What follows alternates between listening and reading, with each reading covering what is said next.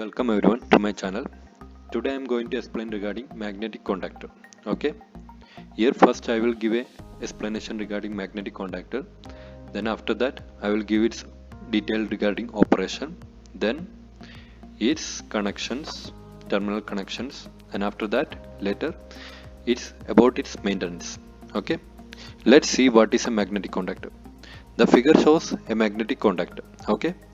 A magnetic contactor is basically an electrically controlled switch used for switching an electrical power circuit.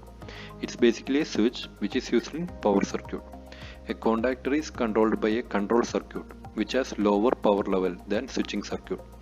Okay, this is controlled. This is used in power circuit, but it is controlled by means of a control circuit. This connections no A1, A2, which is used in control circuit. Okay, which is for the connection to the coil. By means of these two terminals, this is controlled. Switching operation of this contactor is controlled. Okay, such as 440 volt motor circuit, control circuit may be 230 volt AC or 24 volt DC. That is I already told. This is used in power circuit. This is for three phase. Okay, we can see three terminal 1, 2, 3, L1, L2, L3. Three phases, incoming phases, and 2T1, 42, 63 are outgoing phases. That is three phase connection. Okay, that is 440 volt motor. This 440 volt motor contactor is control circuit may be 230 volt AC or 24 volt DC. It depends upon what coil is designed. Okay, contactor are designed to be directly connected to higher load device compared to relays. This contactor is higher load device compared to relays. So it is directly connected to higher load device. Okay. We can see then operation principle. Okay. This is a contactor diagram. We can see its parts. This here is magnet. Here is coil. This is coil supply through control circuit. I already told. Here you can see spring. Here there is an electromagnet. This is power circuit. Okay, here we can see one stationary contact here on top and bottom.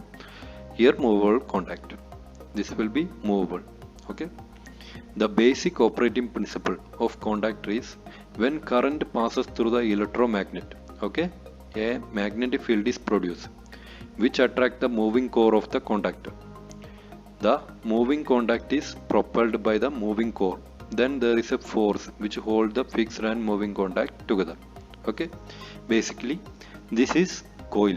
When we are supplying coil through a control circuit, when it is energized, what happens? This core is moved. This is a movable core. This is moved. When this is moved, it's movable contact. This is a movable contact and this is fixed contact. This movable contact will move and connect with the fixed contact, and then supply will pass from one end to other. Okay. When the contactor coil is de-energized, spring returns the electromagnet core to initial position and opens the contact. When it is de-energized, what happens? This is spring move the electromagnet back to original position. Let's see. This is a contactor before operation and after operation. Okay, this is a before operation. I already showed before operation. This is movable contact is not connected to fixed contact. And after operation we can see here this electromagnet is connected. Okay, moved, and the movable contact is connected to fixed contact. Okay, therefore supply passes from this end to this end. That is one end to other end.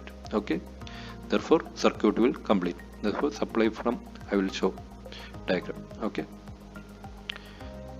we can see now terminals. This is L1, L2, L3. This is T1, T2, T3. Okay, this is incoming. L1, L2, L3 are the incoming three phases. 2T1, 4T2, 6T3 are the outgoing three phases. Okay, this is here written 24 volt DC. That is, this contactor is designed for 24 volt DC supply. That is control circuit. Here it is shown as this is control supply voltage. It should be for 24 volt DC for this coil. Okay, this coil is written plus and minus A1 and A2. That means 24 volt DC positive is connected to A1 and negative is connected to A2. through this coil. When this coil is energized, what happens? When 24 volt DC is applied to A1 and A2, this contact, this we can see red blue color, this will go inside, and this contact make, that is L1, L2, L3 is connected to T1, T2, T3 after 24 volt supply is available. Okay, and this NO contact, this we can see 13 NO, 14 NO, 21 NC and 22 NC. This NC contact, after getting supply, what happens? It will become open, and NO contact will become close. That is, normally open contact will change its state to close condition, and normally close will change its state to open condition after getting this 24 volt supply. And also this supply, incoming supply, will go to outgoing. Okay, before only supply is available here, but after getting 24 volt supply, outgoing supply will be available. Okay, and we can see here, this is contactor and this is overload relay. Usually this contactor is accompanied by overload relay, that is here L1, L2, L3. Okay, here supply is coming. When A1, A2 gets supply, what happens? Here supply will be available, and this overload relay is normally closed condition. This is having heater. Okay, inside this is having thermostat, which senses the overload condition of the motor, and supply will be available outside. Okay, I will give a brief explanation regarding overload relay in my next video. Okay, now see what all maintenance to be carried out on contactor.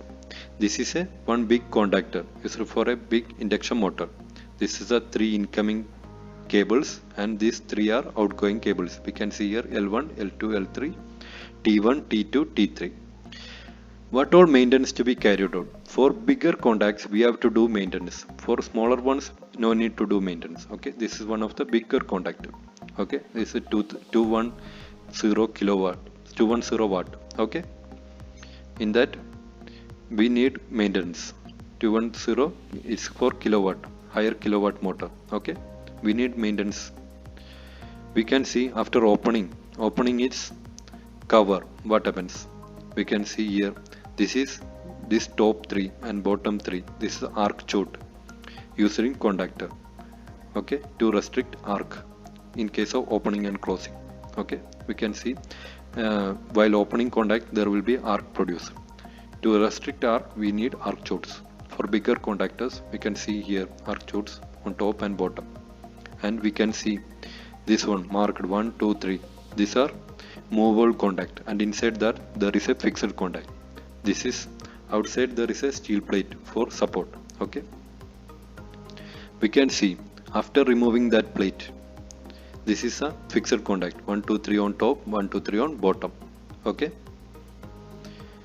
and this is a movable contact which is removed for cleaning.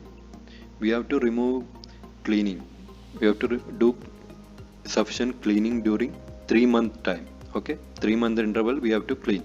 That is, there will be a carbon deposit here, or there will be carbon deposit here also. There will be carbon deposit which is to be cleaned on regular interval. That is, normally we have to do 3-month interval time. We have to do cleaning. That is by using emery paper, soft emery paper, and also contact cleaner, and we can use soft cloth. Normally we are using soft cloth and contact cleaner, but in case of very high amount of carbon deposit we need emery paper to remove. If we do not remove this carbon deposit, what happens? This contact will not make a sufficient contact, therefore there will not be continuity in the supply. Okay guys, thank you for watching video. I think everybody got understood regarding this video. If any doubt, please comment in the comment box below, and stay tuned for more videos. Thank you.